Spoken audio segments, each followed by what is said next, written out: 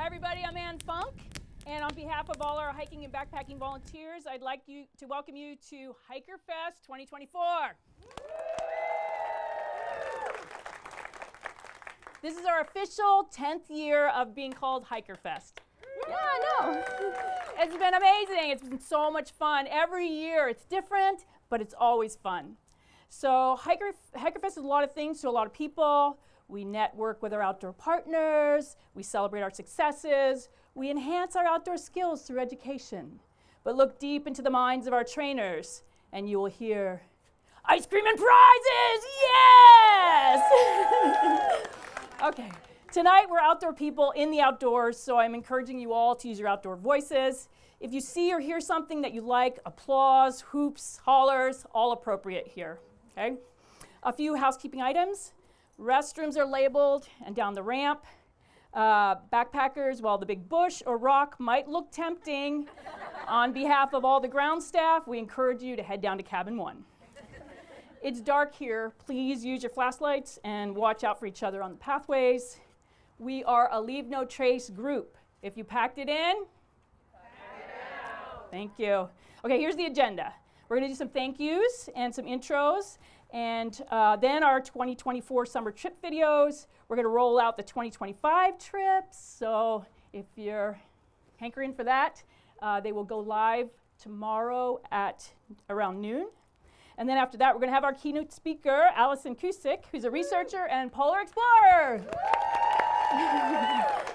They like that. They like that. Okay, some intros first. Marilyn, raise your hand wherever you are. Okay, she is fresh off her wilderness first aid training and is our first aider for tonight. She's hoping not to use any of her new skills here tonight, so please, everybody, be careful. Kevin is our tech guru. Did you get any new equipment this year? No, what happened? It's also his birthday week, so let's wake up the Boy Scouts next door with happy birthday on 3. 1, 2, 3. Happy birthday! All that work is worth it now, right? Okay, well, we're very grateful for you. You've all met Danelle, the Scoop Gaveras. Stand up. She's been serving up the ice cream with our volunteers today. Big round of applause for her and the fellow scoopers. Where's Allie? Hi. Hey, Allie is our youth / now adult leader and will be manning the online chat. So let's say hello to Erin, Grace, Lily, Val and Corinne down under, and my friend Beth and others who are on the chat. Hello, everybody. We're glad you could join us from places far and near. Also, this is an important year for Allie. While Girl Scouts is not a political organization, we are all called on to make the world a better place. And one way we can do that is by making our thoughts and opinions known through our vote. And Allie is going to give us some info about voting in this year's big election.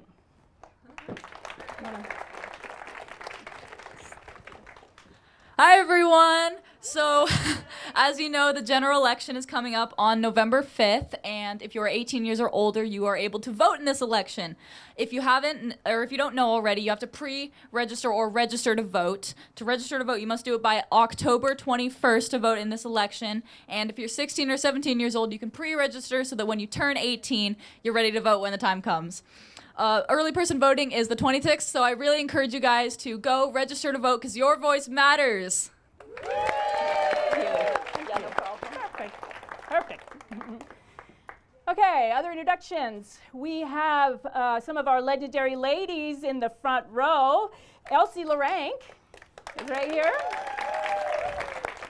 In the 60s, 70s, and 80s, Elsie and her cohorts were building the backbone of this program. Last year I told the story of the bandy tents, and Elsie's homemade bandy tent has been to early tent makers exhibit in Portland, to Utah State University Outdoor Gear Archives, to the county fair, and to a few other events. It's not on display tonight because it's currently on its way to Italy for a photo shoot for a book about the history of tents. I know, it's great, right? So I'll keep everybody posted on that. We're excited about that. Also, shout out to Joan Forbes, right here in the front row also. As a child, Joan was a Girl Scout for one day. Not her thing. In 1960, she became the waterfront director at Camp Tapawengo, which was pre-Wanaka. And as an adult, Joan dedicated herself to supporting others through recreation and skills such as crafting and woodworking. Each year, she donates funds to help us defray some of the costs of the backpacking program and for Hikerfest. I think she's definitely a Girl Scout at heart. Yeah. Thank you for your generosity, Joan. So please feel free afterwards to stop by and say thank you to our legendary ladies. Let's see, council staff. Kelly Nelson is our council liaison. Hey! And Girl Scout Camp Director, and we really appreciate her calm nature and everything she does to support our program. I don't think she's here, but I want to shout out also to Kelly Corbett, the very dependable and efficient admin assistant, and then Demi, outdoor program manager. And Demi is our new outdoor program manager. Welcome, we're glad you could come tonight. Okay, let's see. We've got, any other council staff here? Okay, we got it covered. Okay, we've got some great prizes to give away tonight, and Karen will be doing that throughout the evening. You should all have a raffle ticket. If you don't, let us know. This year, Deuter donated a hike bike day pack for the 5th year in a row. Lots of our backpackers use Deuter packs, and we have some in our gear library. And this one is great for when you go on your new Trail Buddies day hikes. You should have all gotten a Kula cloth. Kula donated 100 Kula cloths for Hikerfest. Yeah. Kula is a woman-owned company that helps us reduce our trash in the backcountry. You can learn how to use it online, or better yet, ask one of our youth leaders tonight. If you could raise your hand, youth leaders. There's more than that. Come on, get those hands up. You know you want to talk about it. If you're new to hiking, just hang on to that and check it out. This is a very useful $20 piece of gear, so hang on to it, okay? Let's see, once again, Karen Linehan's friends, the Villegas families, donated some fun outdoor products for the goodie bags. We have a ton to give away. And thanks also to the Scarborough and Funk families for their gear donations. We've got trail meals, buffs, sit pads, and again, hang on to that ticket. Okay, so now we want to get to know you, okay? How many of you are here for the first time? Whoa! We are watching you. We're watching you. That's great. So you're going to have introductions to our volunteers, and so if you have any questions, you can ask our youth leaders or our volunteers later, okay? So you're here for the first time. We hope this will pique your interest and that you'll join us in class, and we're glad you're here. How many of you have done wilderness hiking? All right, that's a good amount. Okay, we got something new for you this year. How many basic backpacking? Nice. Okay, advanced trips? Okay, that's pretty good. How many of you hiked today? Today. Today. Okay, Allison, you did. Good. And then where are the urban hikers? Right here. Right in front? Okay, where did you guys go today? Well, we tried to go to the Maple Avenue Trail, but it's under construction. So Oh. we went to the Spruce Suspension Bridge instead. Oh, nice, nice. So there are some great urban hikes, right? Seven Bridges is a big it's like one. Pieces of Seven Bridges. Yeah, that's a beautiful one. Yeah, and urban hiking is a thing, right? We go away into the wilderness to get away from the building and the traffic and stuff, but there's really something about being immersed in your city on foot where you realize things you never see in a car. And so welcome, we're glad you're here, and I'm glad you had a nice hike today. Let's see, youth leaders, if you could stand up so we could see you. I won't embarrass you, I swear. These hikers have stepped up their game and volunteered to come back and share their skills with new youth and adult hikers. This takes a lot of time. They're in school also. It takes a lot of effort, a lot of creativity. And while other programs don't have youth leaders involved, it's hard for us to imagine now that our program would ever be without them. So we appreciate you. Okay, now that we know something about you all, we had a request to introduce ourselves so you can put a face with the names of our trainers. So if our trainers could come up, please. And you could just line up by the mic here. So the trainers are going to introduce themselves. They're going to just say 1 or 2 lines. Yeah. People that are not present tonight, Erica who is a first aider and a co-leader on trips. Val, who is a trip leader from day hikes all the way through advanced trips. She's also a founding member of our California backpack group. She is in New Zealand with family. And Karen H., who occasionally will teach outdoor cooking and food for backpacking. It's an amazing class. If you ever get a chance to do it, please jump on board with that. And so, in no particular order, come on up, guys. All right. Hi, everybody. I'm Kevin. I lead wilderness hiking, basic backpacking, and advanced trips. And in addition to that, I also am one of the wilderness first aid instructors. So I hope to see you all on a trip or in a first aid class. When's your next first aid class? That was the question. Yes, next first aid class is going to be right after cookies. So last weekend in March, it'll be here, and then we are planning another one in middle of May. Okay, great. Thanks, Kevin. Hi everyone, I'm Karen Linehan. I've been a trainer for over 10 years now, but I'm taking a break this year, but I'm gonna be working on fundraising. So when you see this bear can go around, please feel free to dig deep into your pocketbook, put a little more money in toward the program. That would be helpful. If it goes by and you miss out, it'll be up here at the end of the event to leave us some cash. Thank you. While they're introducing girls who are introducing your videos, if you could come down here also. Okay, next. Hi everyone, I'm Josie Berry. I teach wilderness hiking and basic backpacking, and I also am doing Trail Buddies this year.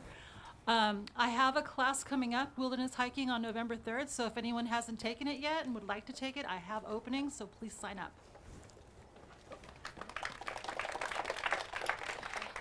Hi, I'm Marilyn, and I've been in the program for a very long time.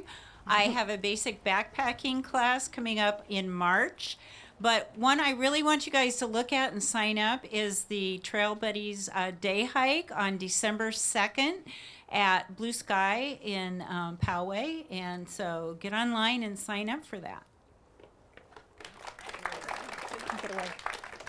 Hello, Danelle Gavaris. In addition to ice cream, I support trips and by being a first aider and a cheerleader for amazing trip leaders. Also kicking off something where we invite and help develop through progression the youth and adult leaders that really add to the learning and the camaraderie on trips. So that's something you're interested in, keep your ears open for that. Hi, I'm Stacy, and I'm doing a wilderness hiking class on November 10th. And there's still spots, so if you're 6th grade or older and you want to take the class, or if you know somebody, let them know. Hi everyone, I'm Lisa Sanchez. I have a wilderness hiking class in February. I'm going to Cuyamaca for our BBC in April, May, and I have an advanced trip that you'll have to wait and see. I wanted to take this opportunity. Last Saturday at the volunteer celebration, these wonderful people nominated me for this beautiful pin, the Get Outdoors Award.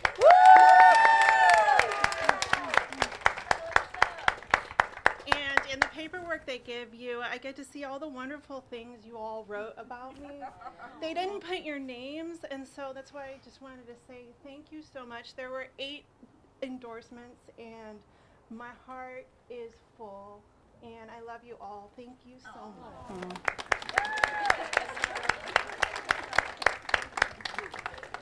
Hi, I'm Fancy Pantsy Nancy. I've been with the program for over 15 years. I've led trainings and advanced trips, and right now I'm supporting these beautiful, lovely ladies, and I'm also a wilderness first responder. Hey everyone, my name's Myra. I taught a wilderness hiking class 2 weeks ago, so y'all missed it. Well, some of you were there. I know who you are. And I'm teaching with Anna. I don't think she's here tonight. A wilderness hiking class in Calexico, and then we're going to do a BBC out there in January. So if you know anybody in Calexico, tell them to sign up. 2 people, is that everybody? Yeah, 2 people that I did not mention was also Sue, who is a new trainer now, and she has this great knowledge of the permit system and the Eastern Sierra, so we're lucky to have her as part of the group. And I feel like there's somebody else. Who did we just say? Oh, Anna. Anna Idavaya leads trips from wilderness all the way through to advanced trips. She's been on the Appalachian Trail. She's been in Montana, Bob Marshall Wilderness, and we're also lucky to have her as a trainer. She's also a ranger out in Cuyamaca, so we all benefit from her knowledge. And then Kelly. Oh, yeah. I'm here. Or are you talking about a different Kelly? No, I don't know. Hi, I'm Kelly Nelson. I'm one of the camp directors for Girl Scouts San Diego. And I get the honor of supporting this lovely team of backpackers. This is my third Hikerfest. Woo!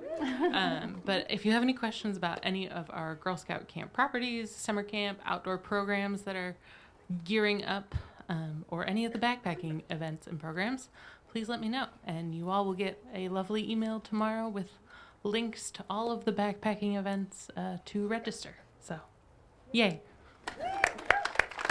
Everybody? Okay, what? I did. I did. Anybody else, guys? No? We're good. Okay. Great. We're going to go ahead and do videos. So if you're introducing a video, stay. And if you're not, you can have a seat. So this is the fun part of the program, right? If you've been here before, the videos are awesome, right? And so the first thing we're going to do are the videos from 2024. And Amelia, if you could come up and introduce Bear Creek. There. All right. Hi, everyone. I'm Amelia. This is going into my 4th year in the program. 3rd year as the youth leader. And I went on 2 trips this last summer. This one was Bear Creek, and it ended up being 4 days. Something that, really was just amazing about the trip was I had to push myself a lot to get up. There are a lot of hills, and I just felt like I really couldn't make it up some of them, but So you can see the video. Eventually I did, and I was rewarded by the gorgeous views, and I hope you guys enjoy them as much as I do, because you'll see them in the video.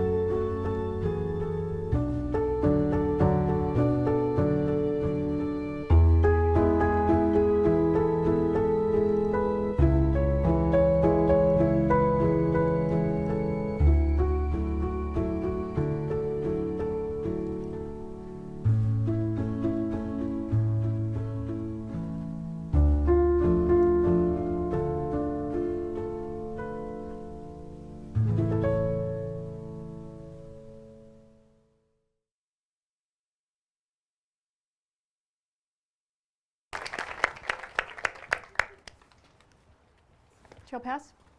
Come on. I'm Alex. Right into the microphone. I'm Alex. And I'm Aileen. My main takeaway from this trip was that everyone really banded together, especially on the last day, to really like push through the last uphill. My favorite part about this trip was it was so fun. Everybody who went on the backpacking trip was so awesome, and it was a super amazing experience that I got to share with everybody who went on the backpacking trip with me, and it was so fun. Also, the person who was supposed to announce this was Kai, and they're the one that made the video. Also, RIP tent.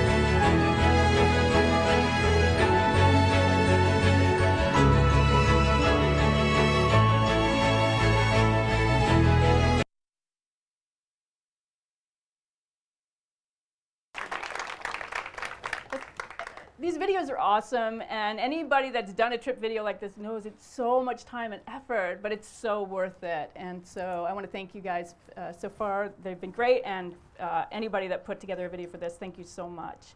Our wilderness hikers like to support other Girl Scout programs like the Wayfarers. Anybody here from Wayfarers tonight?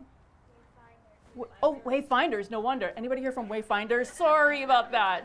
Who's here? Oh, you guys, okay, awesome. And so they do a lot of adventure things besides backpacking, like water sports, right, and kayaking and things like that. So find these guys if you're interested in learning about the Wayfinders.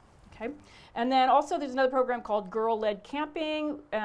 Both these programs share our passion for getting girls outdoors. And now a message from Girl-Led Camping.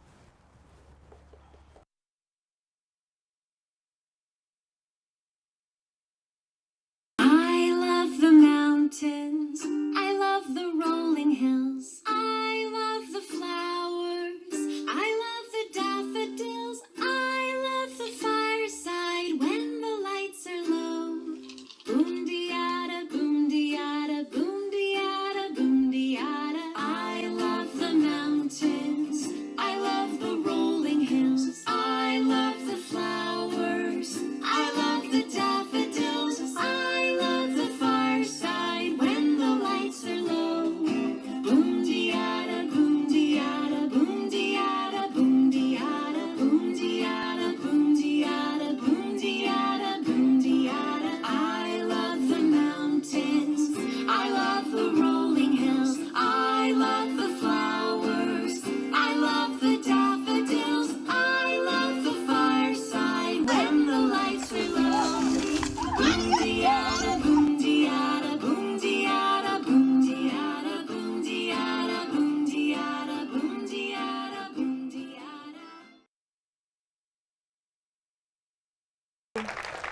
girl-led camping. And if anybody's interested in that, you can contact Kelly, right? Kelly Nelson? Would it be you, or customer service? And they can point you in the right direction for that group. It's led by Ann Fahey.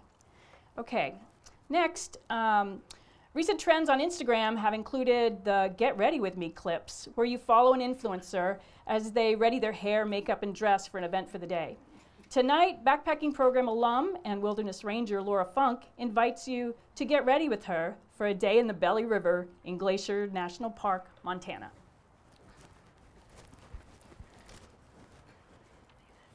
Hi, I'm Laura. Get ready with me for a day as a wilderness ranger in Belly River.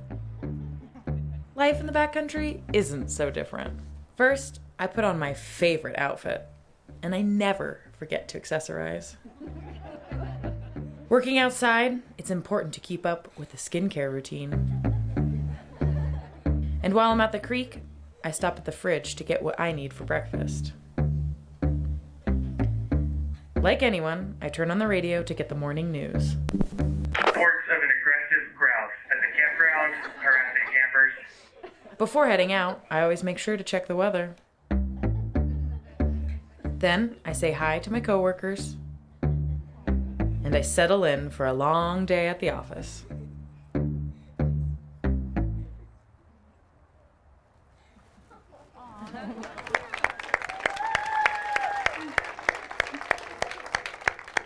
We love our alum, and we love to follow them and find out what they're up to. So she was a youth leader. She was a youth leader with this program a while back.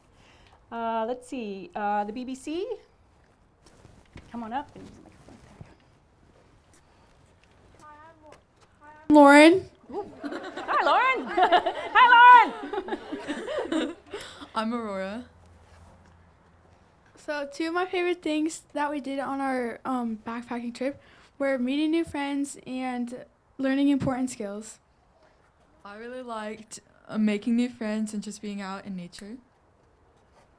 We went on the Eagle Rock trip in 2024 May.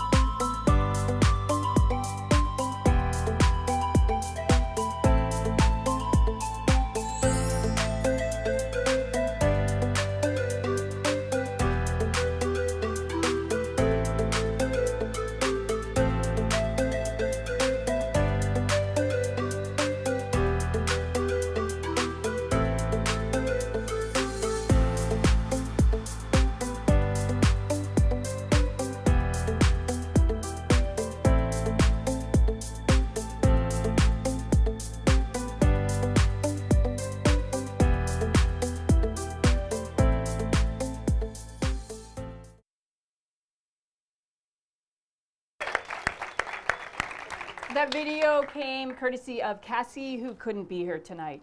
Thanks very much for introducing it. Appreciate it. Okay, Elizabeth. Oh.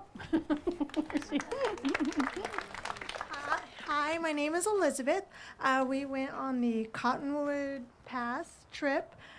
Bill actually made this video. Unfortunately, he couldn't be here. Thank you, Bill. A couple things to know on our trip was, if you ever wondered if your daughter could eat a 12-inch cookie along with a 12-inch, what was it, Aurora? pretzel? Yes, yes, they can. They can. And it didn't matter which heated up first, your dinner or your dessert, because dessert was going to be eaten first every night. And one thing that happened that was special to our troop was we definitely had a definite passing of the torch, if you will. Shout out to Lily. Hopefully you're watching via Zoom. And Elle, who just got approved for her idea for the Gold Award. Both these young ladies definitely passed on their knowledge and their tips and tricks and hacks of how to get through and with a busy lifestyle. So a lot of bonding went on our trip. Enjoy.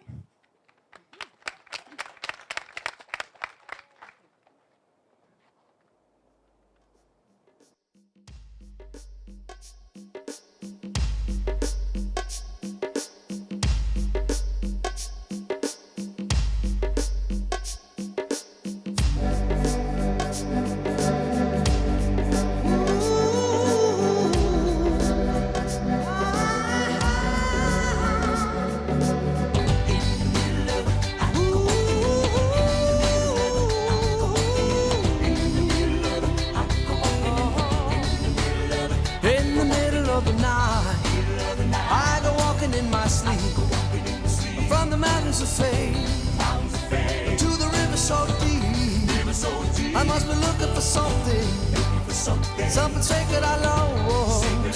But the river is wide and it's too hard to cross. Even though I know the river is wide, I walk down every evening and stand on the shore. I try to cross to the opposite side so I can finally find what I've been looking for. In the middle of the night, I go walking in my sleep through the valley of fear to a river so deep. I'm in searching for something taken out of my soul, something I'd never lose, something somebody stole. I don't know why I go walking at night, but now I'm tired and I don't want to walk anymore. Hold me must take the rest of my life until I find what it is I've been looking for. In the middle of the night, I go walking in my sleep through the jungle of doubt to the river so deep. I know I'm searching for something so undefined that it can only be seen by the eyes of the blind. In the middle of the night.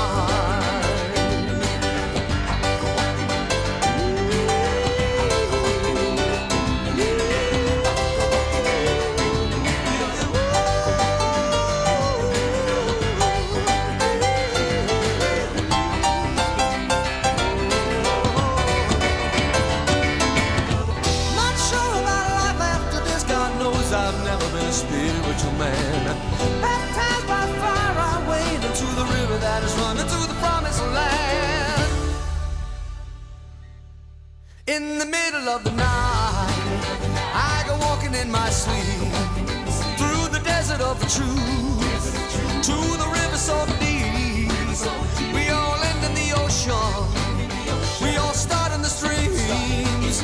We're all carried along by the river of dreams. In the middle of the night. In the middle of it, I go walking in the middle of it. I go walking in the middle of it. I go walking in the middle of it. I go walking in the middle of it. In the middle of it.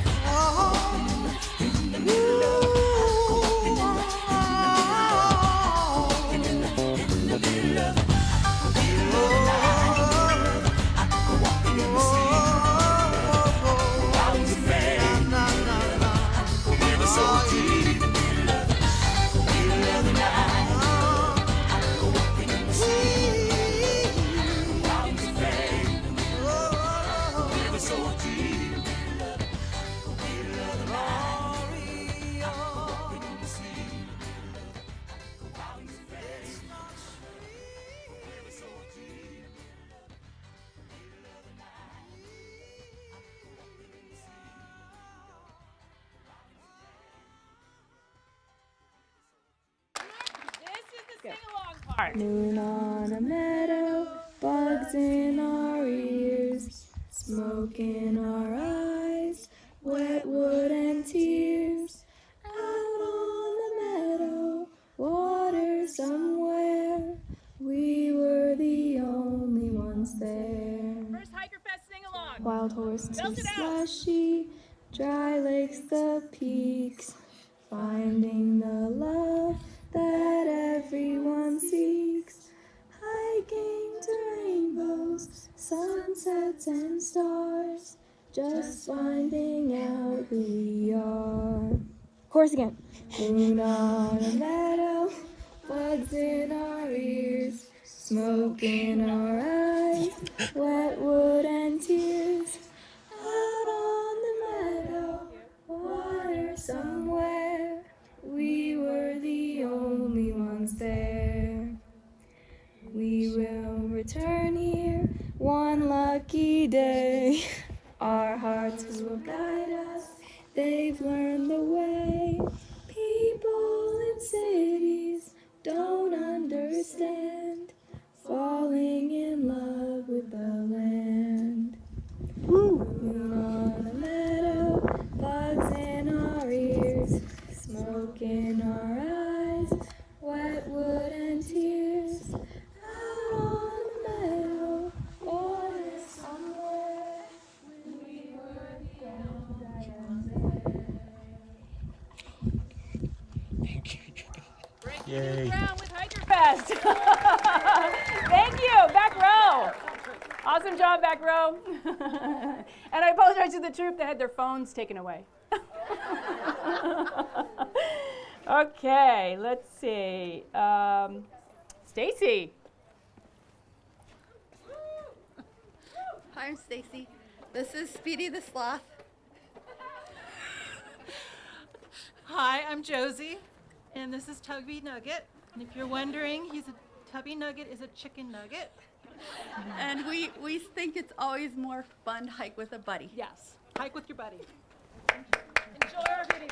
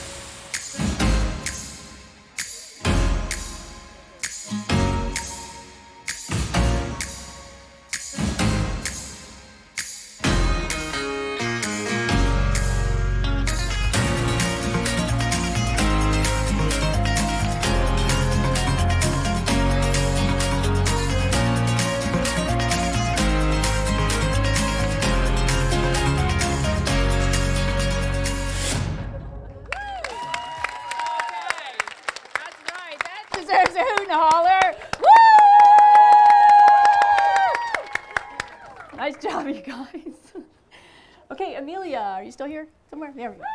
Yeah. Amelia was busy with the videos. All right. So it's me again. Did you guys miss me? Okay. So this is my second trip of the summer, and it was just an amazing trip. Some amazing people.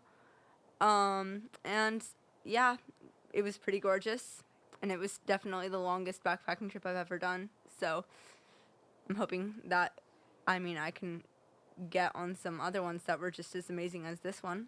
I don't even know what to say. So you'll see in the video, So yeah.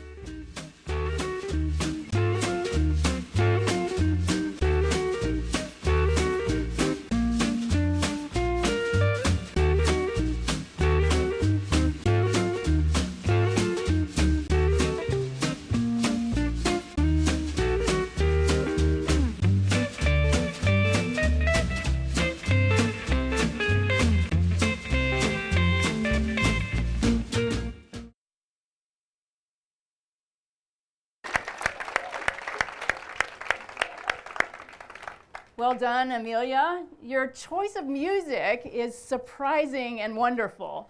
I loved them both videos. Thanks so much for all your hard work on that. And yeah, Val's offering another long trip this year to Evolution Valley. You'll see on the next section. Karen, do you want to do a drawing? Do you want to do it now, or do you want to do it after the group video? I just want to do something. Okay. Between. I know we got Let's more. do one.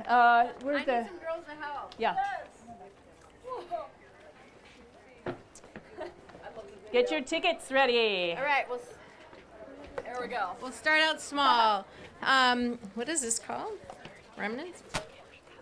Uh-oh. Osprey Remnants Go Bag Tote let's see in where- Girl Scout Oh, Green. you have to wait 1 second. All right. Do you have them? Get your tickets ready. All right. First one is 561-401. Your tickets for the Okay. they had that. You'll get a ticket. Raise your hand. Oh, perfect. All right. Let's do this. Here we have Go Anywhere Freshette Urinary Device. Okay, be careful with that one. Be careful with that one. Okay. Be careful as in it'll break, or when it goes to. I mean, everybody probably doesn't know what they are. Do you guys know what they are? Yeah. Okay. All right. You've been warned. No, I'm just kidding. We're open about stuff here. Yeah. All right, here we go. 561-395. Woo! Okay, it's an adult. All right, here is a pot cozy and an extra long spork. What did you need? I didn't put my ticket in. No, you keep one, and one's in the box. Yeah, but I didn't put either of them. Oh, okay. Thank you. Good. 561-447. Hey! Oh, it's Ann. Yeah, Ann. And here we have a drink tube and mini camp kitchen. Wowza. Yeah. All right. 561-449.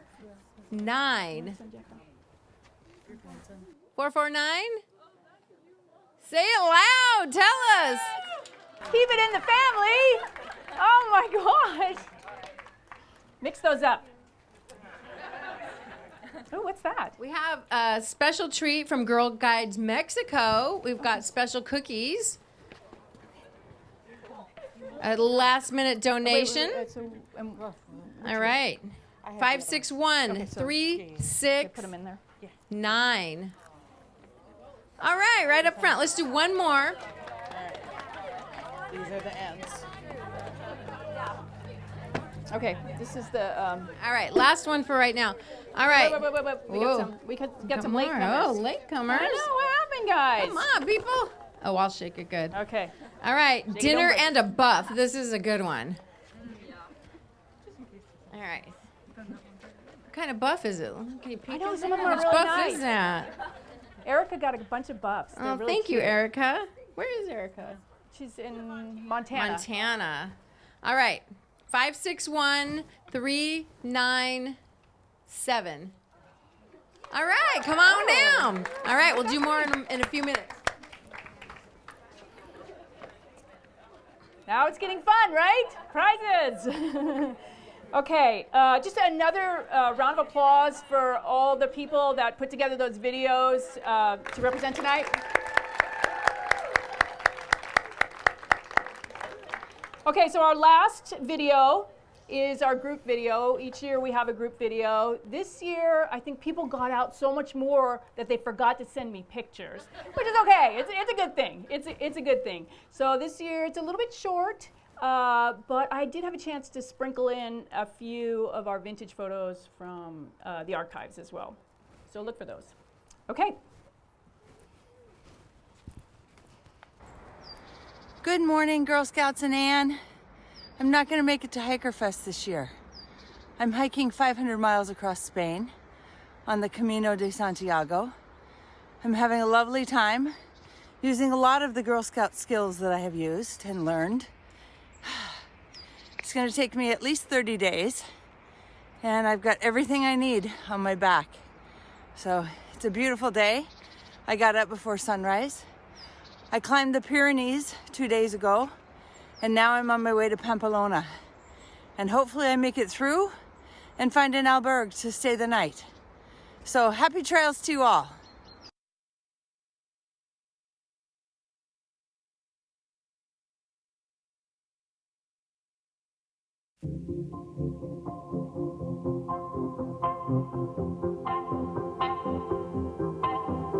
Rolling down the window of the driver's seat, looking for a place to breathe, knowing where I'm at and where I'm meant to be, trying to close the space between.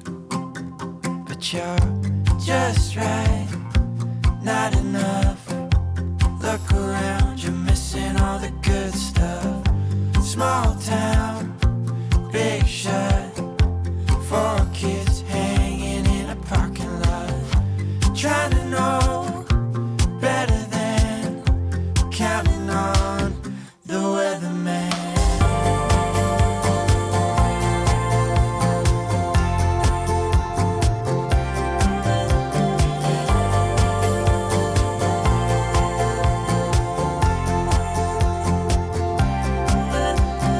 Thoughts can't take it on a ride. I'm a satellite, your starry night, and I'm just trying to stay between the lines.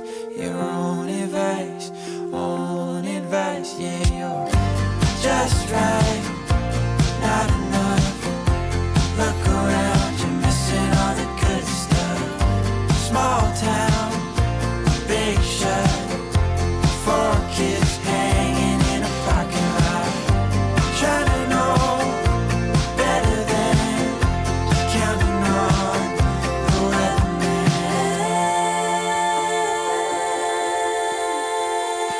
Counting on the weatherman.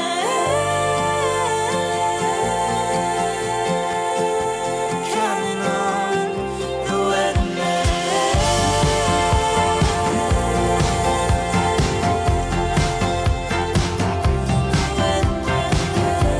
Talking about summertime, hanging on sidelines, steady on landslides, overwhelmed, you realize you're just right.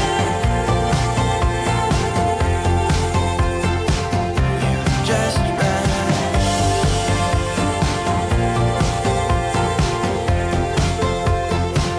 You're just right.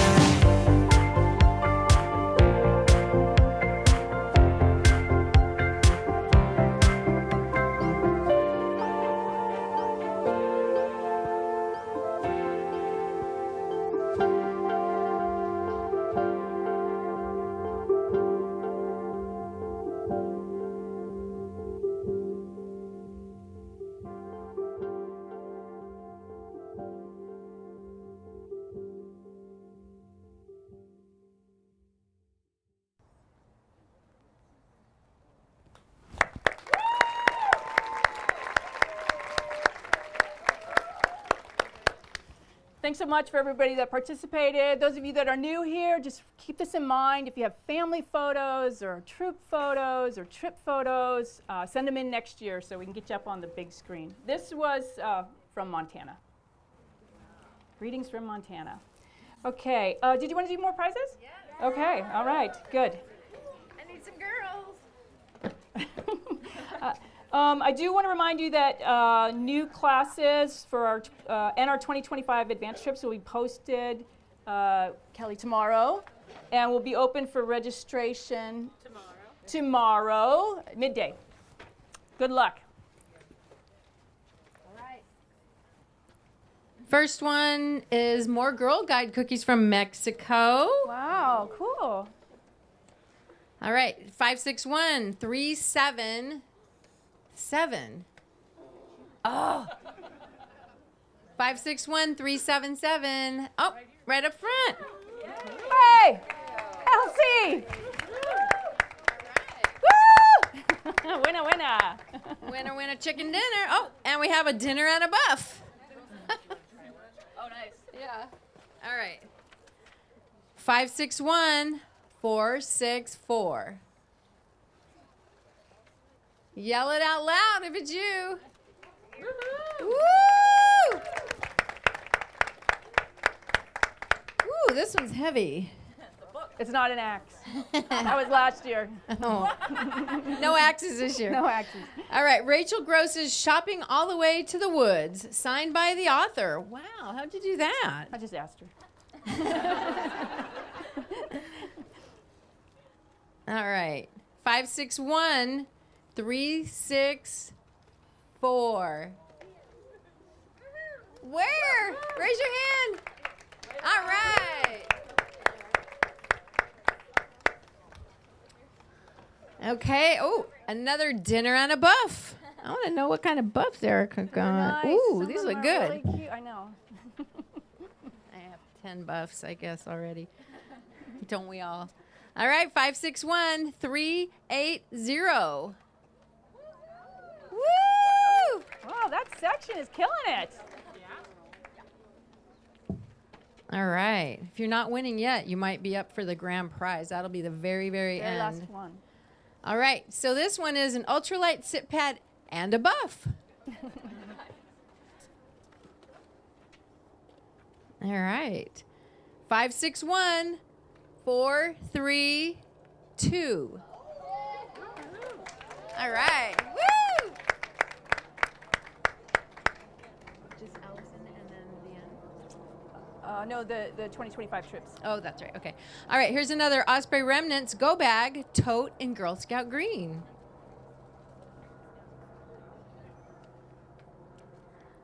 All right. 561-408.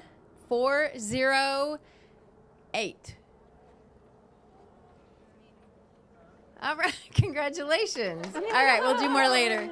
Thank you. Okay, thanks, guys. We still have, we still have a bunch more. Okay, awesome. Okay, so now the moment you've been waiting for. Drum roll, please.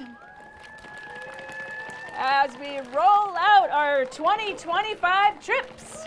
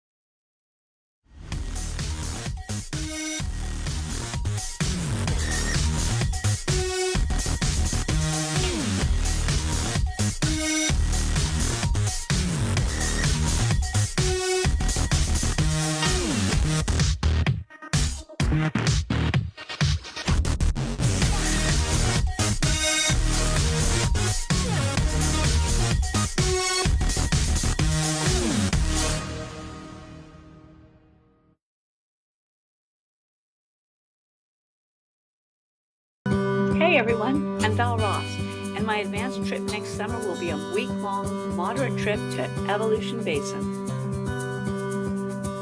I think Evolution in Kings Canyon National Park is one of the most beautiful places on Earth. Bordered by 13,000-foot peaks, beautiful valleys, and drop-dead gorgeous sunsets over Mount Darwin. Our adventure begins with a ferry ride across Florence Lake. Once across the lake, we can connect to the John Muir Trail and then head south. We'll hike up Evolution Creek with its waterfalls and its cataracts and swirling emerald pools. Evolution Creek is also a great place to extend those creek crossing skills. Once we make a base camp at Colby Meadow, we can take some amazing day hikes. There's Evolution Basin with its giant peaks and endless lakes, Darwin Bench with creeks and flowers and endless views.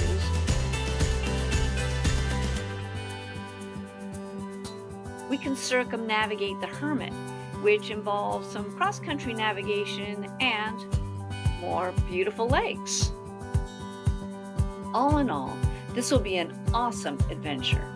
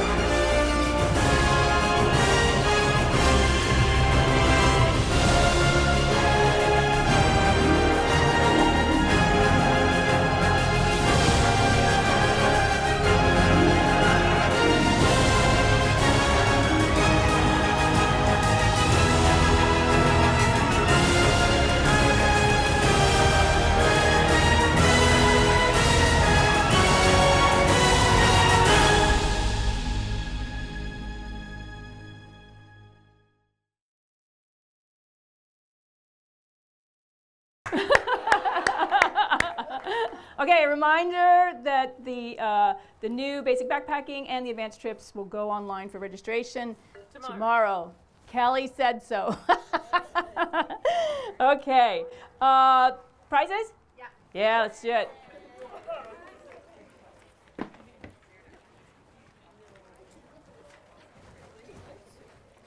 We're doing okay. We're pretty close. Sorry, we have so many prizes. Sorry, not sorry. Our poor speaker. Okay. Ooh, dessert and a buff.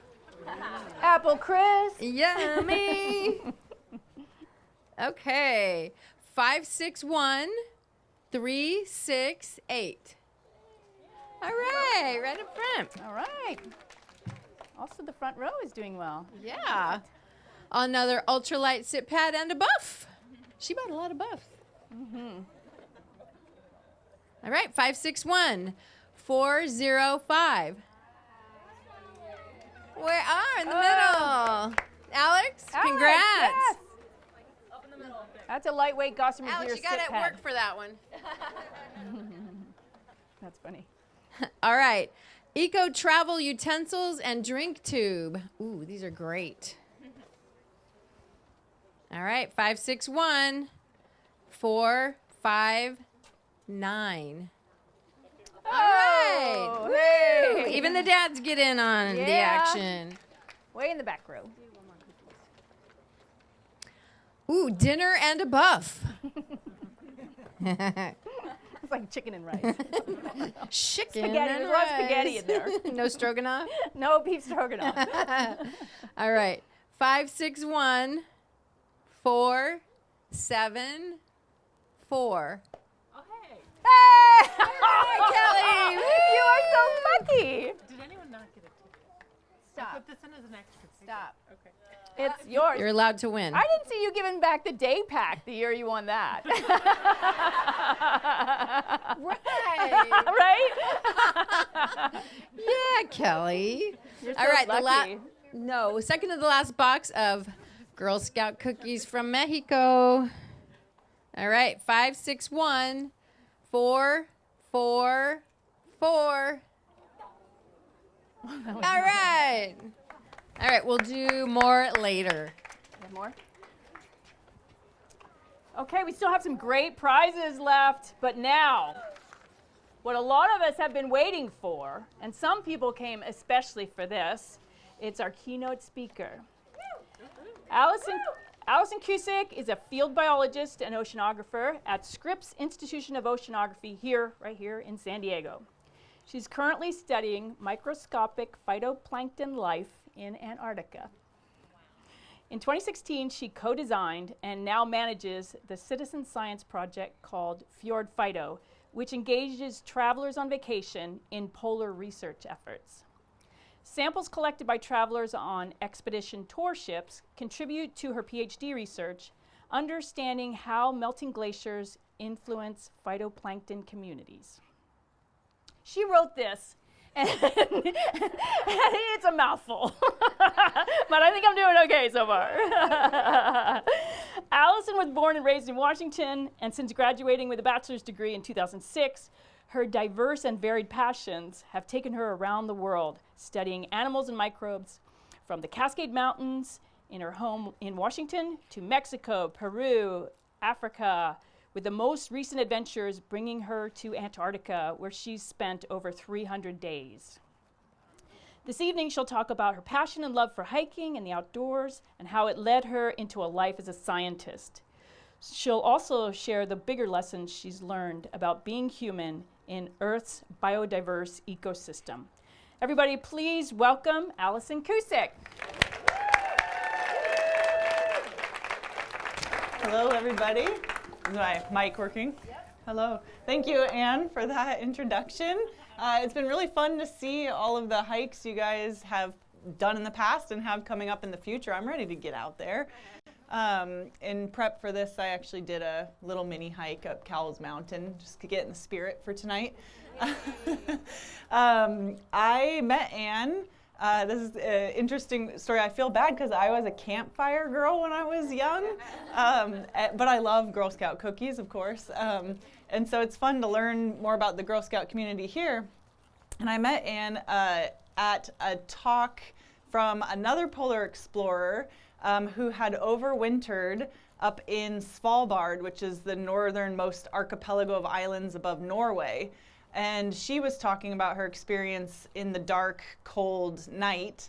And she wanted, while her and her partner Hilda were up there, they wanted to contribute to science while they were also being the first 2 women to ever overwinter in this trapper's hut. And so she had asked me if she could participate in the science program I run with tour expedition ships in Antarctica.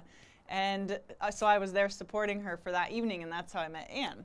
So normally I give lectures on ships that are floating around, and my demographic are people on vacation, and they are, just immersed in this watery, icy environment. And so I also give talks about my scientific career, like how I became the type of scientist I am and why. And tonight was really fun. I hope I weave in the stories of how much I didn't quite realize hiking has played a huge role in that, and backpacking and being exposed to the outdoor world. So before I get started, I'm curious if you guys, I'm going to ask you a question, and if you just want to shout out different answers, what are some reasons that you guys go hiking? Why do you go backpacking, hiking? For fun. Exercise.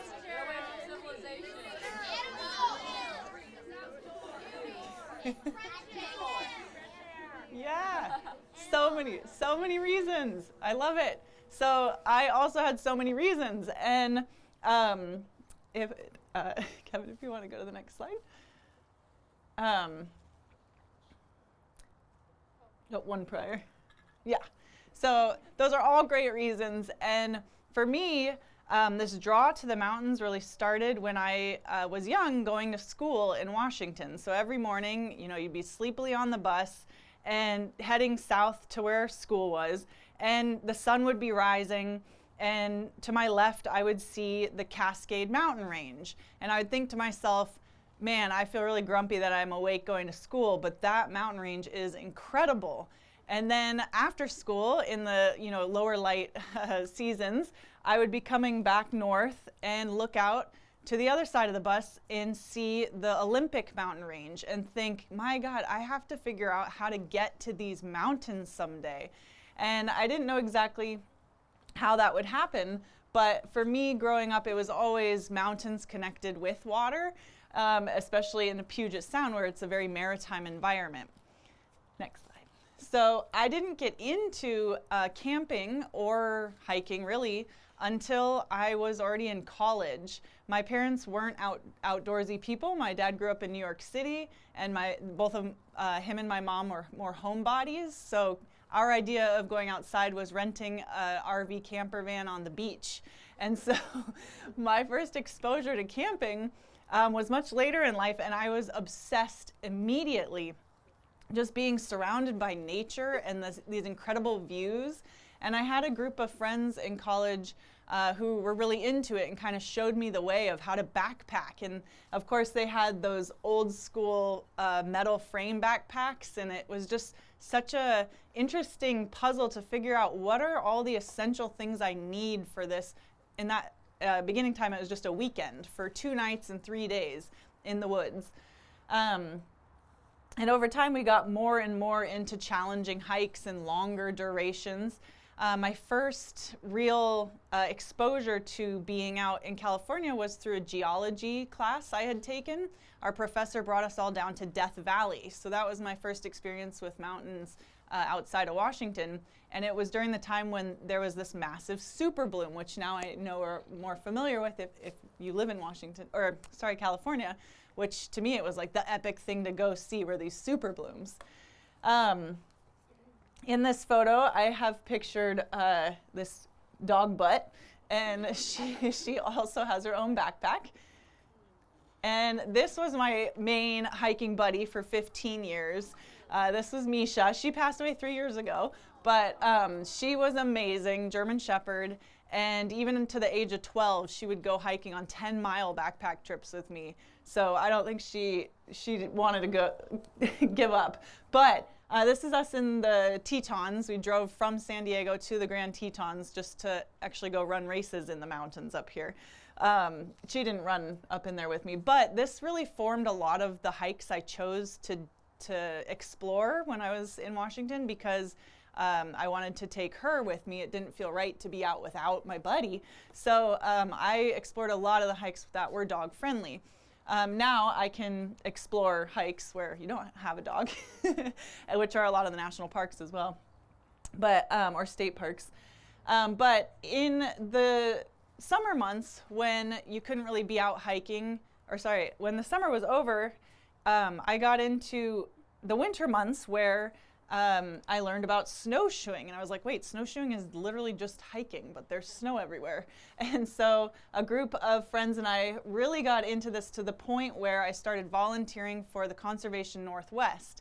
And they wanted hikers, to go out and look during the winter months where animals were trying to attempt to cross the big interstate highways, because these are really big human conflict zones where you're driving across trying to get to the eastern side of Washington, and a big elk comes out of nowhere because they're migratory routes for these animals.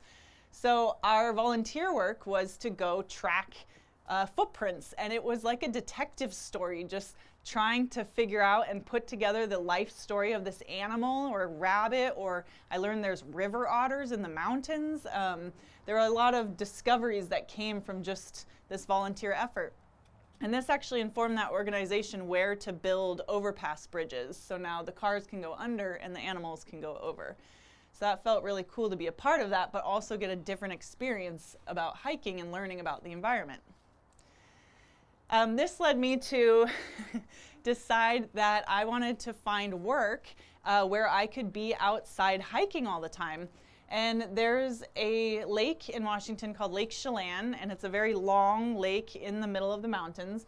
And I had a friend who needed to hire a field assistant to help her chase squirrels. So every summer and some winters, she and I would go out and just backpack the Lake Chelan. So we had to take a ferry to get to this little town called Stehekin. And there were maybe only 60 people living in this town. And our job was to literally stalk squirrels, like find all the squirrels, the western gray squirrels. There was this story that the western grays are more down here in California and like oak trees. So this research was looking at these squirrels also like to build nests and disperse seeds and fungal spores. And so they're really important for the ecosystem, but where are they nesting? Because in Washington and elsewhere in the world, and here too, there's the invasive mistletoe. And when mistletoe grows, it causes the trees to sprout brown branches lower down, and that's bad for the wildfire season. So when the fires come through, that can ignite the whole forest. Whereas these trees that, without mistletoe that's invasive, the fire would just kind of come through the trunk. Now the whole forest is on fire. So these squirrels happen to really like nesting in the trees that had the invasive mistletoe. So they were trying to understand how could they do controlled fuel burns to just try to burn out the invasive mistletoe but not totally destroy the habitat for these squirrels to be living in. And this was incredibly fun, an experience where you'd wake up before sunrise, you'd have to get to your spot where you could find the squirrels. You'd put collars on them. They love walnuts, so you would actually put walnuts in a little cage, and after 3 mornings of missing walnuts, you could set the traps, and with every 30 minutes you're checking them, you get your squirrel, put a little collar on it, and then you'd have to track it with this antenna. So now you're just walking around the woods with this antenna, and all you hear is a beep, beep, beep, beep, beep, and you just like walk towards where the louder beep is, and you get to this side of the mountain, and you're like, wait, the beep isn't loud, and you're like, you would expect it to be beep, there's the squirrel, and then you turn and you're listening, beep, beep, beep, and you're like, the squirrel, the signal is bouncing off the mountains. So there was a lot. I was in the best shape of my life during this job. And there were a couple times we got caught out in rainstorms, and so that's when I also learned about being prepared for any weather. Just because you've set out on a nice day doesn't mean it's going to stay a nice day. So we huddled under some logs while a thunder lightning storm passed. Luckily, it was a very warm season, so we dried out fast. This wasn't enough. Now I needed to go explore mountains and animals, other places in the world. So I found some work in Mexico where I could learn about parrots. And there was this cliff that had a bunch of holes in it, and these parrots would nest in those holes, and the job was to hike up to the base of the cliff and then set your chair out and just watch all day for like 8 hours a day. And you're watching for the parents to come out of the nest, and you're also watching and listening for any sounds of chicks or baby parrots. And you're supposed to start getting counts of how many birds you see coming in and out of those nests. And you can imagine my field partner, was on the next cliff over, and we had a walkie-talkie, but there was also this tree next to me, an agave plant, that I called them the watchtower. The parrots that would just sit there all day looking down at me as I'm looking up at them. And I started to have conversations with them and try to learn Spanish, and they never said hola back to me. So they're not like the ones you find in pet stores. But it was really fun to be able to do these hikes and learn something about the ecosystem. So one of the things I had decided in my life at that point was that one way I feel I could steward the earth or give back to being part of the planet is by understanding the movements of animals and wildlife in their ecosystem, but how it's all connected to things that we're doing, if it's in regards to disrupting habitat that these animals use? How is that going to affect their movements? And then in addition to that, the seeds and the plants and just how this whole ecosystem is moving together. So when I was younger in high school, I didn't really have these ambitions, right? Because I, at this point, hadn't been exposed to hiking yet or being outside. And I already knew, though, I loved traveling because I had an opportunity to go on an international trip. And in my high school yearbook, do you guys still do this? Or is anybody a senior in high school? No, we're all too young. Yeah. Or where you write like what you want to be when you grow up. And so I just thought, what human travels the most in the world? And I was like, that's an astronaut. And then I was like, I want to be an astronaut because I could go to the moon, and that sounds really adventurous. And I looked up what astronauts got their degrees in when they go to, professional, to go to college or higher profession. And a lot of it was in sciences, or you could be a pilot or come through the military. So I thought, okay, a lot of these NASA scientists or astronauts have degrees in science. That sounds pretty interesting. Next slide. So because I grew up in Washington, went to the University of Washington. But even then, I didn't really have a formed thought of what I wanted to be. I wasn't like totally dedicated space camp, planets, galaxies. It was just more like that's a loose interest of mine someday. Maybe I could pursue. I went to the University of Washington, honestly, because I wanted to play the clarinet in the Husky Marching Band. And I saw them run onto the football field with this high knee run on, and I was just like, I need to be a part of that. So that was literally my only motivation to go to college. No one else in my family has gone past high school or college, so for me, going to get a bachelor's degree was amazing and a super incredibly fun time of my life. And this is where I realized, okay, if I'm going to choose science, I know I like being outdoors, and let's do biology and let's do geology. And through the geology field trips, that's where I got exposed to some hiking trips with the professor, and then also this group of friends I had told you about. So I spent 10 years after college just sort of exploring. Through my jobs, of course, you had certain time you could take off. So just our long weekends and then any holidays, we would use an excuse to go backpacking and to go hiking and to get those permits in early so we could have permits to be out in these places. And I was also working jobs, continuing to work with birds in the Cascades, and there's a squirrel footprint there. I actually got an opportunity to lead a group in Africa looking at big cats. So while we're not going to be hiking around in Africa with all these big animals, we were driving around and still trying to photograph all of the big cats that we could see to be able to identify individuals later. And then I also got a chance to go to Peru to study the macaws there. So instead, you would be hiking through this river like sludge. And get stuck up into your knees, and the faster you tried to come out of the mud, the more stuck you would get. But you would come to these trees, climb up them, and then but like very carefully trained, take the macaw chicks out of the nests, send them to the vet below. They'd do the measurements and then send them back up to you. So that wasn't hiking necessarily, but all of these experiences were to just be outdoors. That's all I wanted, was how do I be outdoors but also learn more about the environment. And one of the jobs I had was looking also at phytoplankton, which, do you guys know about phytoplankton? Yeah, the bioluminescence. Yeah, so like every February, March-ish, or other times of the year, the ocean glows blue. Those are some phytoplankton. So I had a job where I needed more stable income. These field jobs weren't really paying the bills. Traveling to other countries just for short volunteer or low-paid things weren't helping. So I got a job in a lab, but this time I knew that if I was going to be doing research in a lab setting, I wanted to make sure the questions were trying to address something about the ecosystem and the environment. And so in this case, I was learning about how does high CO2 in the atmosphere get into the ocean and then contribute to the growth or success or decline of these phytoplankton. And I, at the time, had no idea what phytoplankton were. I knew from geology and from hiking that there's the cliffs of Dover or diatomaceous earth. And I was like, I kind of know about those.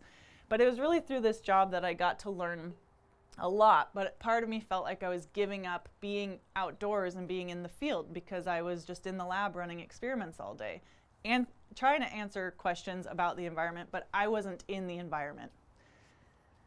So this is a big pivot.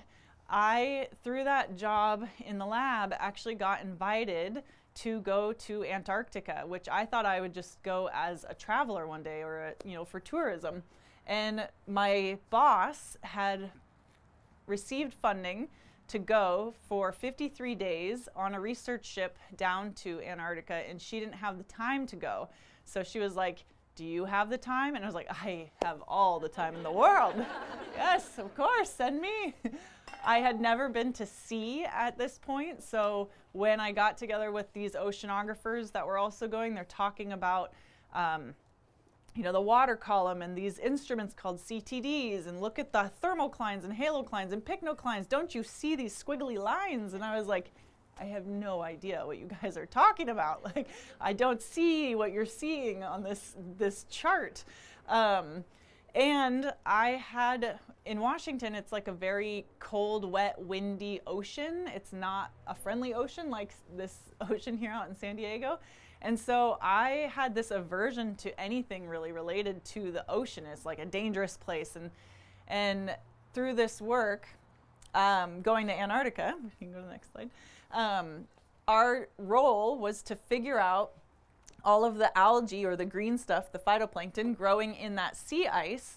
Why was it there? How did it get triggered to be growing? How does that influence the atmosphere? How does that phytoplankton, when it sinks, interact with things in the water like different zooplankton or species of fish, or go to the sea floor and then feed all the animals that live on the sea floor? How do microbes start to eat it? How do viruses in the ocean start to attack this phytoplankton? Just sort of this whole circle of life of the phytoplankton. And we were on the ship in the Ross Sea, so this is, I'll point to the screen, this region here, is actually covered with a ice shelf. And so we flew in, and then, next slide, on the C-130 Hercules, which is probably the most comfortable flight I've ever taken in my life. And it was from Christchurch, New Zealand to Antarctica. It was a 10-hour flight, and we landed on this ice shelf.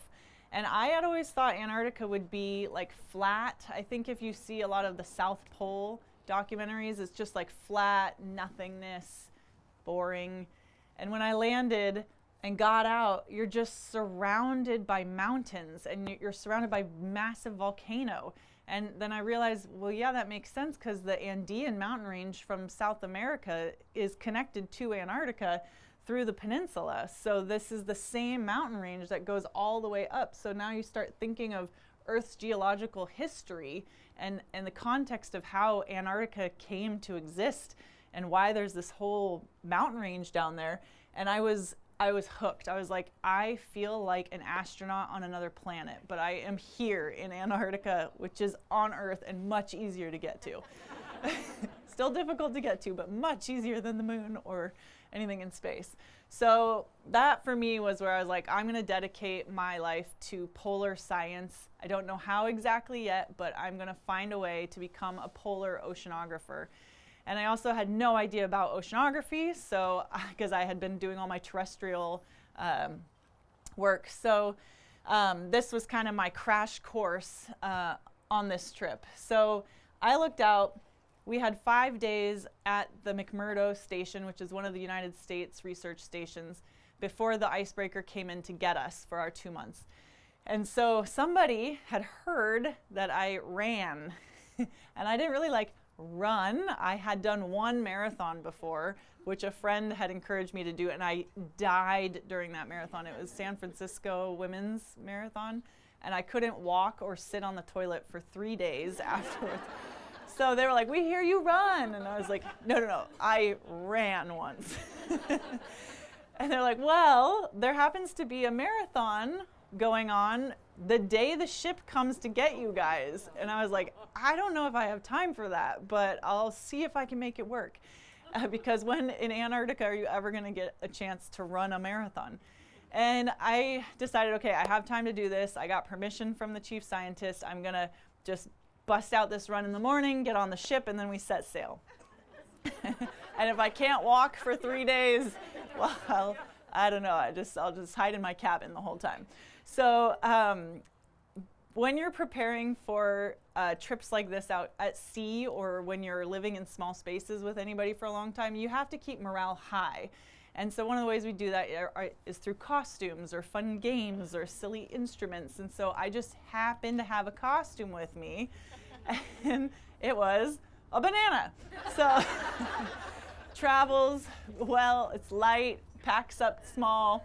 And I thought, I'm going to run this marathon, but I'm going to run it as a banana. So, and this banana actually was perfect because the base of the banana, you could put all the snacks in there. So, and they gave me 2 water bottles, which instantly froze. I don't know why I thought those would be liquid at minus 17 Celsius, which is super cold. This gentleman here, my bangs were getting like that. So I had a pair of running capris, fleece-lined red tights, hiking socks, just regular running shoes. I think I had like 3 long sleeve layers and a fleece, and then the banana costume, and then a balaclava, which is like a buff, and then my hat and my glasses. And the screw on the glasses had fallen out right before, so they were like lopsided, so I was just running lopsided. And this was really fun, and there were 25 of us who did this marathon, and it was really cold, like bone-chilling cold when you're going into the wind. But I was really proud of myself for finishing it, and I think because there was so much activity to prep for on the ship, I actually didn't get the soreness that set in, so I could walk around and not be an embarrassment afterwards. So that was... How are we on time? Okay. Yeah. So I saw a lot of the videos had little action figures or hiking buddies that go around. We bring those to Antarctica too. Another way to keep morale high. So we have Moses, we have Transformer, we have Pink Little Bunny, some abominable snow gorilla thing. And then there was Sid, the sloth from Madagascar. We had a whole collection. So we would do photo shoots with them. This was, of the 53 days on the icebreaker, the one day we jammed the ship into the ice deep enough that we could actually get off the ship on stable ice, but underneath us there's 600 meters of ocean. And our goal was to chase emperor penguins. Seems to be a theme, chasing animals. Studying microscopic things, but finding ways to chase big animals. So we were putting dive tags on the emperor penguins. So some of the deepest recorded dives of emperor penguins came from that trip, where you would just, they're so cute because they like waddle like this. And then they don't have land predators, so they're not really afraid of you. And then you just sort of hook them in and you cover their face so they're not as scared. And they're kind of flapping their wings like this, like, oh God, what's happening? And you just put this dive tracker on them, and then you let them go, and they kind of toboggan away and then pop up, and then they like recruit their friends, and then they all like come over to you. It's like, they're just curious, like, what are these starfishy looking creatures? So they're very, very curious animals. But that was a very special day. There was also a seal, Weddell seal. They use their teeth to chew out ice holes, and then they come up through the ice hole. So there was a Weddell seal that had come out that we could, of course, stay a safe distance from. But that was a very special moment during this 53-day expedition. And now that we've all experienced the pandemic, I feel like we can all kind of have this shared experience of feeling trapped and not knowing, like, your life becomes so simple. So you don't have to worry about what you're wearing because you just wear the same outfit, roll out of bed, go to the lab, come back. You don't have to cook because there's a chef on board cooking. It's not good food. I'd say we ran out of fresh food 2 weeks in, and then we were just eating canned peas, carrots, and chicken or beef. It was fun to see the evolution of the food. So one day it was canned peas and carrots with rice and pumpkin soup. And then the next day it was Indian curry. And as I was eating it, I was like, wait a minute, you just put the peas and carrots in the rice and curry powder in the soup that's now on the rice. And then the third day it was baked rice squares with a pumpkin drizzle. And I was like, wait a minute, now you just baked the peas and carrots into the rice and then made a drizzle over it. But I feel like you kind of also have to do that when you're camping and backpacking. Like, you can't bring a lot, so what creative ways can you mix basic ingredients to survive? So we were all a bit malnourished after this 53 days, and I also get very, very seasick, but that did not stop me from figuring out how to work on ships. So, next slide. I want to be honest with you guys. When I thought of the ocean for a lot of my life, I just thought it's super boring, like a big body of water. It's like, what's so fascinating about this? I never had this draw like a lot of young people do to marine biology or SeaWorld or dolphins, or like, I never felt connected to that. But the more I've learned about the ocean, the more amazed I am about its importance to our life on Earth. So studying these little microscopic creatures and how they live in the ocean. Next slide. Thinking about phytoplankton at the base of the food web, like the basic first level of life. Phytoplankton, it's two Greek words, phyto for plant and plankton for drifter. And they're single cell. They divide just by splitting, and that's when they divide rapidly. We call it a bloom, just like flowers blooming in a field. They use carbon dioxide and photosynthesize just like plants. Actually, all land plants on Earth are from green algae that came from the ocean. The very first single cell organism, or a cyanobacteria, evolved 1.7 billion years ago to be able to photosynthesize. So it's like, the more I get to know about phytoplankton, the more I realize they're not all just this one group of small little things that are like insignificant. Even if you look at the size ranges, if you imagine you're a little fish, or you're a baby octopus, or a baby lobster, or maybe you're a krill, you want to eat the big phytoplankton, the big diatoms. If you're looking at them underneath a microscope, you can see they grow in long chains. Some of them are massive, some of them are tiny and thin. They come in a huge variety. Some of them have a genome that's 100 times larger than the human genome. You gotta wonder, why does it need so much genetic information? It's gotta be from another universe. And then the small little phytoplankton, those are said to be increasing in numbers. So you imagine if you're a krill and you want to be eating these big phytoplankton that are nutrient rich, but your environment is changing, where there's melting glaciers, and Antarctica doesn't do well when the Earth starts warming. So the glaciers are melting and coming into the marine environment. That is changing the base of the food web, and we're seeing these effects trickle up through the krill, the amount of krill available, but then that is trickling up to the whales, and so the seals, the penguins, the animals that rely on this short transfer of energy. I am working to try to understand who's even there, like which phytoplankton. It's not just green stuff. Like, we use satellites and we're like, there's a lot of green stuff, but it's like, okay, but what are the species that make up the green stuff? Because that's actually more important from, if we shrink ourselves down and imagine ourselves in this ocean environment, that's more important. Next. So right now I want everybody to take a deep breath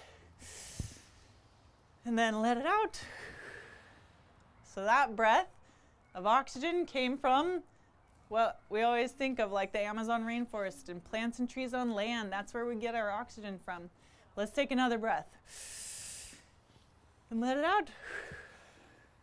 So that other breath came from all the phytoplankton in the ocean.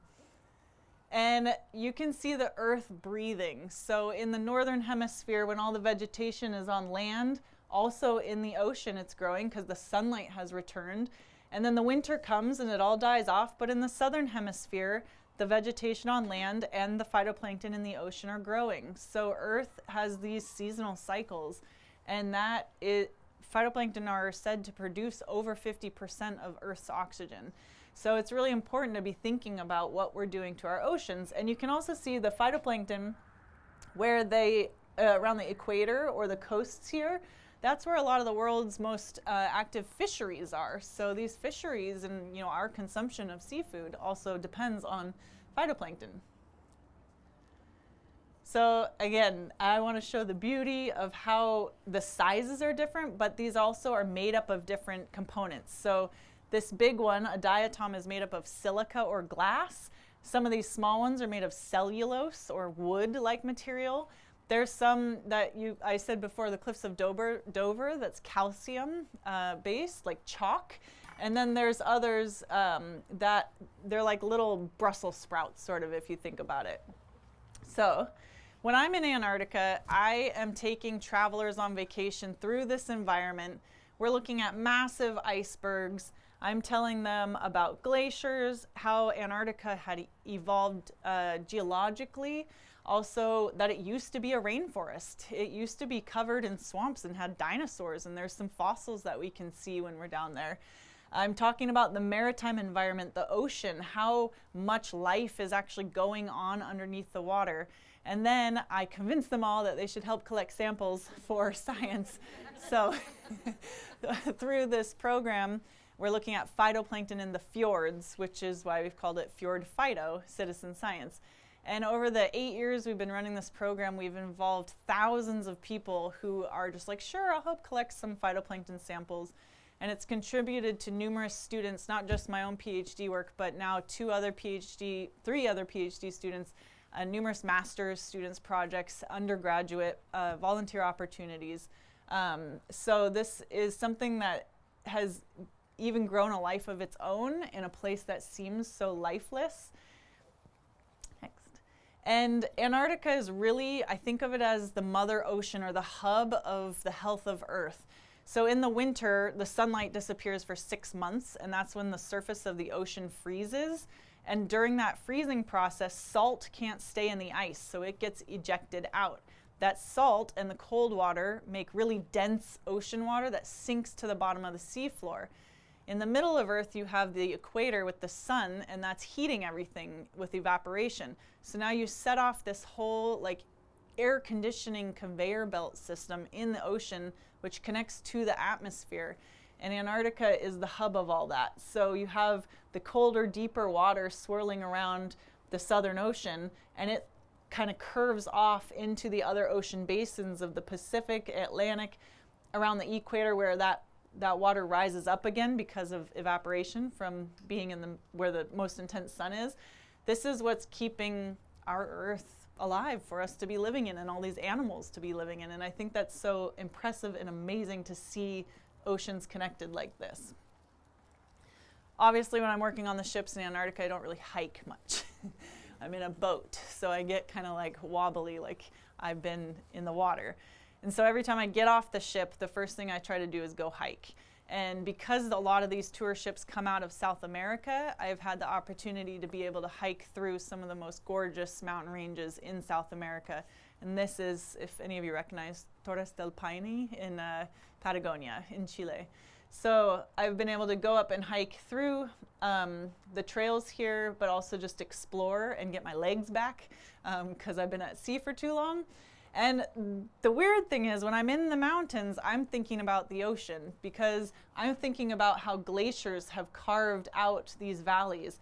In this case, this is not from ancient ocean, but there's around here, some of the chert and the rock type that you see is because of ancient ocean. There's microbes and phytoplankton that have been fossilized or metamorphosed. And I just learned recently flint stone. So do you guys know flint or chert? So that was actually from phytoplankton 90 million years ago. That meant there was a sea above that area, and all those phytoplankton bodies were falling, and then over time it was compressing. And that flint stone is what early Neolithic humans used for hand axes and arrowheads. So to me, I'm like, that's phytoplankton. Like, phytoplankton have really shaped our whole existence on Earth. So I got into hiking more, and now instead of just hiking, I'm running through the mountains, doing scary things like Angel's Landing, which is terrifying. Next. Convincing friends that we could go out. So I had some friends, actually we went to Evolution Valley, which is gorgeous, and just exploring San Diego and the mountains around here. And in the pandemic, because we were so stir crazy, one of the things to keep our sanity was to do, when we were allowed to be outdoors, but not indoors, we did the San Diego 6-Pack of Peaks Challenge. Although we didn't officially do it, we just found the peaks and then went and hiked them, and that was sort of our like weekly ritual. And then of course when you do challenging things, you always upgrade. So then we're like, let's pull the list of 10,000 foot peaks and see if we can hike those. And so we spent our weekends doing all the peaks in Southern California that were above 10,000 feet. And the one I had heard about when I first moved down here 8 years ago was Cactus to Clouds. And I thought only crazy people must do Cactus to Clouds. And I've now done it 3 times. So, but it's because we had friends and we were prepared and we marked the route and we just prepared ourselves to spend the whole day with exactly what we would need on our back and wake up in Palm Springs at 2 a.m. and just get started hiking up to the top of San Jacinto, which was incredible. And this is the 8,000 foot plateau where the tram goes. It's definitely a very special hike to me down here in California. And I always love this sign that's really spells it out. It's not just a light hike. It's something to be prepared for mentally and physically. And of course, I think we all know, really, do we hike for the trail snacks, right? The food and the views. And of course, the accomplishment of being able to see where you've come and how high you've gotten. So that last picture is, Palm Springs Valley below, and we've made it to the top. A lot of times, I think I parallel my mental anxieties or worries in life with being outdoors and hiking. If it's going to be, I'm going to run into a bear or a mountain lion, I start to think to myself, well, I'm not going to face those situations until I actually face them. Like, what are we hyping ourselves up about things before they actually come to pass? And so in this case, I had a group of friends convince us that we should do Mount Whitney, and we prepared and we did the acclimation at the different camps. So we were getting higher and higher, but sleeping over. So we didn't just push ourselves without care. And that felt like a huge achievement to do with a group of friends, of course. We're prepared with the accessories, the bear spray, all the essentials you would need to be on a big hike like that. Next. And now I'm starting to look at San Diego. I realize in the winter too, it snows here, which I didn't quite appreciate until even in Mount Laguna it snows. So this is hiking up Mount Baldy. While I've hiked this many times without snow, I'm now growing this appreciation for these landscapes in the snow. And I wanted to leave with a quote that a friend said. If we go to the next slide. So I was in Switzerland at a conference for talking about Antarctic research, and a friend and I had hiked up to the mountains up there. And we were looking out, and she told me this sentiment that came from a book. And the book is Richard Lowe's about The Last Child in the Woods, and it's about the nature deficit disorder. And I'm going to paraphrase, but it's a sentiment that I feel. So when we're surrounded by walls, we don't have the ability to plan into the future. We can become short-sighted. But when you can be outside and see off into the distance, you can plan for bigger things. So for me, hiking and being outdoors and backpacking has allowed me to mentally prepare for doing my PhD thesis, running these long distance marathons, and doing things hiking Mount Whitney, things I didn't think I could be able to achieve. But when you can see the progress, you have your own 2 feet, and where you can go, you can get there one step at a time. So, thank you.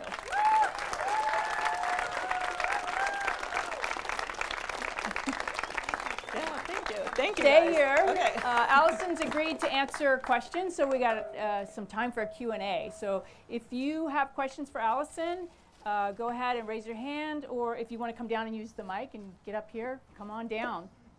Questions? I know we have some budding scientists in the audience, and some of you came just for the talk. So what kind of questions have you got? My favorite trip that I've been on. There's so many. I would say probably one of the trips I did in Chile in Torres del Paine, because it was like a unique experience, but also coming off of a ship and being in another country. You're learning how the systems are set up to book your trip and plan your trip, but everybody is kind of in this spirit of, I don't know, being amazed by these incredibly tall peaks that you're all navigating through. So I'd say that's probably one of the ones I've actually done multiple times because I like it so much. A lot of questions. Yeah, right here in the front. What place did What place did you get in the marathon? Oh, I sometimes come in top 10 to 12% of the women that run, but I'm getting slower and slower because I'm also doing longer and longer distances, and so I'm just trying to survive. Okay, right here. The favorite thing about going to Antarctica? I think, to me, it makes me feel small as a human. So it's really not a place where humans live. I mean, we have research stations down there and people do live there, but it just kind of humbles you. I feel very like, wow, this is raw, powerful nature. So I love that. How about up in the back? Yeah. What are some local hikes that you recommend near San Diego that are good for beginners, but they're still longer hikes? Yeah. So they might take the entire day or maybe even over a day. Yeah, great question for local recommended hikes. I personally love Penasquitos Canyon. I hike and run that, and I think you can make 22 miles. Well, I did a 50-kilometer run through it, so I know you can make a 50-kilometer loop. Penasquitos is a favorite. Also, I love Marion Bear and Rose Canyon, Tecolote. Those are the most local, I think, that I've done. And then, of course, Mission Trails. And then El Cajon is a favorite, another local one. Yeah, and you can check in with any of the trainers, and they can give you some ideas too. Okay, somebody in the back row there, yeah. Oh, so in that trip, there was, I'm trying to remember the video we had. I think there were 25 emperor penguins. So now I've spent 300 days working specifically on the Antarctic Peninsula, and there's a different type of penguins there. There's Gen 2 chinstrap and Adelie, and a macaroni. And there was a macaroni penguin. It's the one with the yellow feathers that stick out of its head. And we named it Kevin. And Kevin. Aww. And Kevin was a macaroni penguin living in a colony of chinstrap penguins. So. Oh, interesting. How about right here? Do you feel like your work has impacted not only the place that you're in, but the whole world? And do you think it's benefited? I think it's I think it's impacted, especially how you can interact in tourism in Antarctica, because we have this program now on 15 expedition vessels. So that just provides that many more people to be able to participate in polar science. But also, Antarctica is one of the most data limited regions in the world because it's a super harsh environment. It's cloud covered, so a lot of satellite data can't necessarily see through the clouds. And so we're there on the ground collecting physical samples. And so with the 8 years of data, we're building a time series, a monitoring program. So its direct impact on the world, I'm not sure yet, but hopefully there's a lot of potential for that. So, yeah. How about right, Marilyn? So how do you get on one of these expeditions? I mean, it's tourism, but it's obviously adventure tourism. Yeah. So a lot of the tourism in Antarctica is through expedition vessels. So you can go on a 12-person sailboat if you're really adventurous, or there's actually a tall ship, one of the 3-masted wooden tall ships that goes down that has no electricity. If you want to go back to the old sailing days, there are then the luxury tour vessels up to 500 people. So you could just pay to go, or if you want a career in this, something I've done not just as a scientist, I've also become a polar guide. So because of my outdoor training and feeling confident, you can go work on these ships as a lecturer or naturalist or a guide. So that requires a lot of knowing these skills of how to do first aid and survive and be sustainable. So, yeah. Who am I not seeing? Okay, how about over here in the front? Yeah. What's your most difficult one out of all? The most difficult hike? Yes. Yeah, the most difficult hike out of all. Oh my gosh. Rabbit Peak. Have you guys heard of that? Okay, this is, so I meant to say, like, what I've learned is, like, you can take a hike that's a well-paved path and, like, feel accomplished. And it's the same with life. Like, you can go down a life path that's well-trodden and you know what's going to happen. But Rabbit Peak was supposed to be the training hike for Cactus to Clouds, and there was like no path. There you had to wayfind and like look for like little stacks of rocks, and we got lost multiple times, and actually it was really mentally tiring to be looking for the trail. And that's also what I've learned about life is when you're carving your own path, it's mentally more tiring to be making your own path, but it can be more rewarding. So I've never finished Rabbit Peak. I need to go back and do it because I had no idea where the trail was. So that would be considered a local hike, right? It's Anza Borrego. Yeah. Anza Borrego State Park. So Yeah. that's our local Southern California. Right here again? Have you done any hikes in Hawaii? Because I know we went there once and they had this hike to go to the green sand beach that I really wanted to do with my dad. But you would have had to done it really early in the morning, or else it would be like really hot. But I don't know if that was just because we went there during the summer. Yeah, hikes in Hawaii.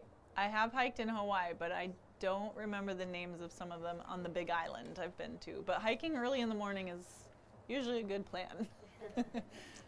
We had to, yeah.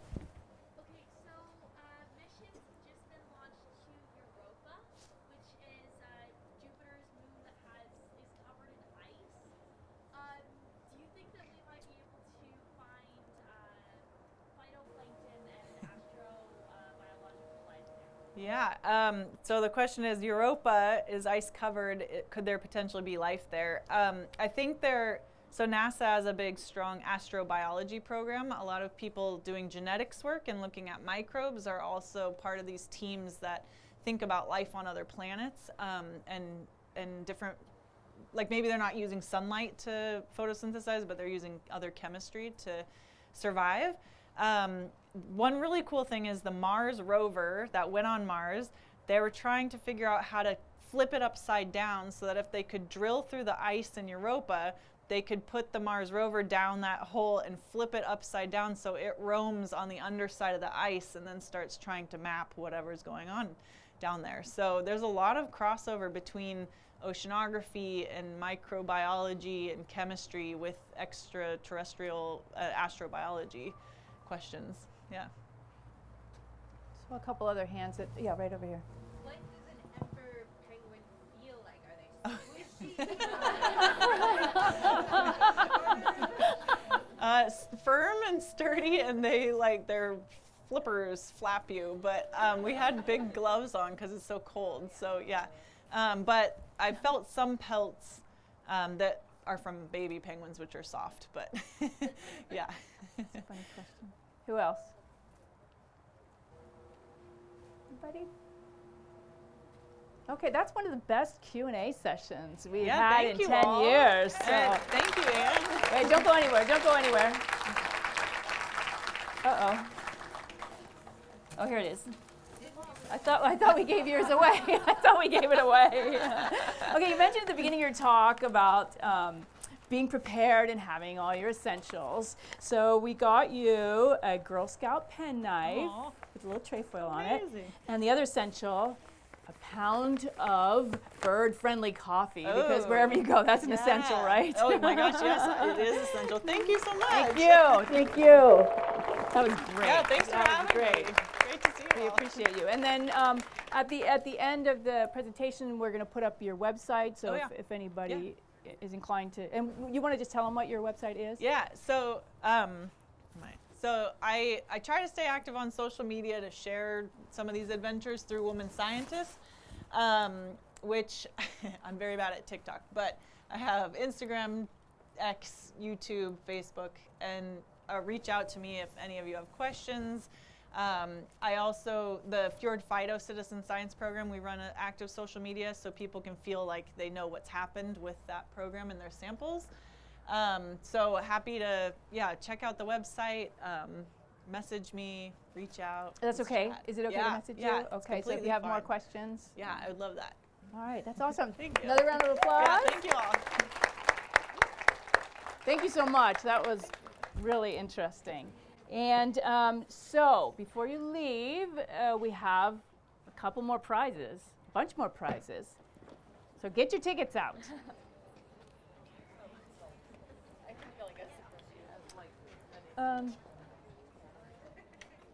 You mentioned the donation bin, right? Yeah. Yeah, okay. Yep. You're fine. Okay, I'm going to bring up the donation bin again since I'm thinking about fundraising. So it made its rounds, but we're going to have it up here. Like where? Or yeah, that's fine Yeah, too. you can So on the see way it. out, if you have It's found not- any it's money not in your necessary. pockets, It's not necessary, but we're it is appreciated. very and much appreciated. The money does go to purchase new gear and to repair, like the tents that the window Disappear. fell out of, or And break. disappeared, or buy new stakes, or just repair and maintain our great gear library. So Yes. So Which- anything's appreciated, but we're really glad you're here. So Yes. that was the main thing. Thank you. Not necessary, but much appreciated. Okay, so I have some more Girl Guide cookies. I should have got a ticket. Here we go. 561436. Anybody? Must be present to win. Who's got it? Oh. Yeah. Oh, good. Yay. All right. All right, we've got another Osprey Remnants Go Bag tote in Girl Scout green. 561403.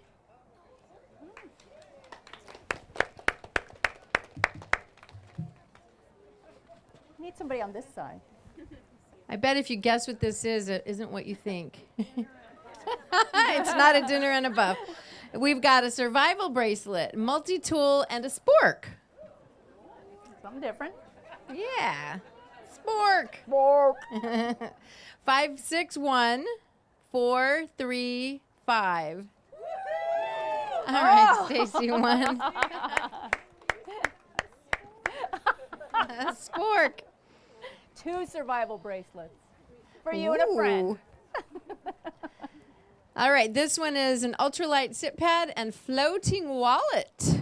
Ooh. Wow. You could probably use a floating wallet. Did you get a ticket? Yeah, she's got a ticket. Oh, okay. 561386. Oh, yeah, there you go. Congratulations. That's what we like to hear. All right, here's a runner-up prize. Our own Kelly Nelson donated this. Thank you, And Kelly. it's a very colorful, amazing Girl Scout day pack. It's also got a little can with foldable Oh, goodies inside. silverware. And what else is Thank in there? you.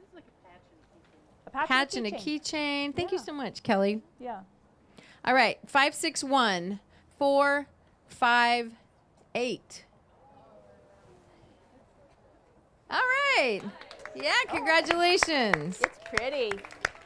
All right. Oh, the big one. The big one. Okay, we've got a Deuter day pack, and what is it? It's a hike bike day pack. Hike bike day pack. 16 liter. One of our key sponsors of this program. We're super grateful for Deuter. And the lucky winner is, you guys ready?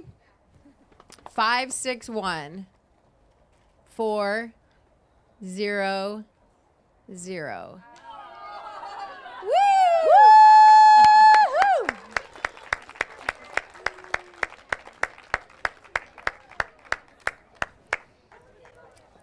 Okay, if you guys want to come up and take a picture of all the websites for information, tomorrow Kelly will be sending out an email to everybody in attendance so you can get our flyers and any follow-up information. If you have any questions, you can always reach us through Kelly, through council, or just hit one of us up on the way out today. And if you'd like to stick around and have your picture taken, is that okay? With Allison? Come on, all you budding scientists. Let's get a picture taken. Especially, I'd love to have some pictures of the girls with Allison. That'd be amazing. And adults, you too. But thank you all for coming. This is another great night, and it's all because of you guys. Thank you so much.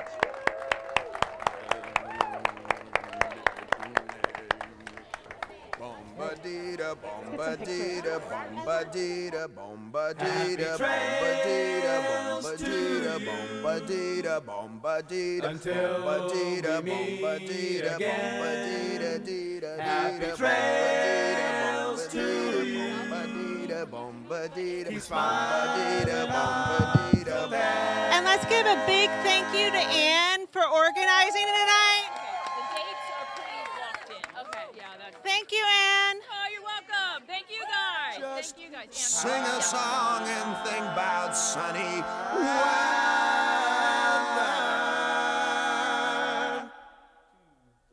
Happy trails to you.